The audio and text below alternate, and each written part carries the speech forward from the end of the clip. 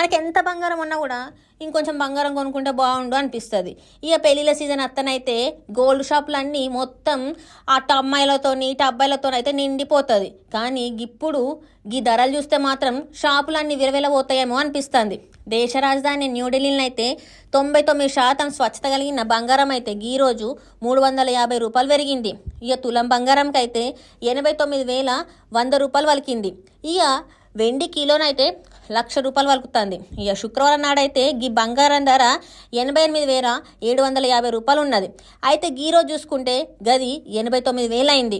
ఇప్పుడు అంతర్జాతీయ మార్కెట్లనైతే పసిడి ధర ఔన్స్ $2,954.71 వలుకుతుంది.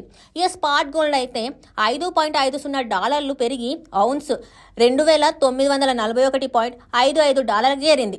ఇక హైదరాబాద్లోనైతే 22 క్యారెట్ల బంగారం 80,550 పలుకుతుంది. ఇక గట్లనే 24 క్యారెట్ల బంగారం అయితే 87,870 వలుకుతుంది. ఇక భాగ్యనగరంలో కిలో వెండి 1.8 లక్షలు అయితే వలుకుతుంది.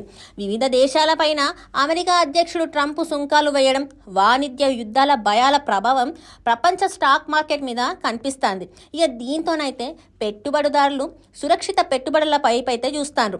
అందుకే పసిడి ధరలు పెరుగుతున్నాయని మార్కెట్ నిపుణులు అయితే చెప్పుకొస్తారు. ఇక రూపాయి బలహీన పడడం వల్ల కూడా మన వద్ద బంగారం ధరకి అదనపు మద్దతు లభించనుందని నిపుణులు చెప్తున్నారు.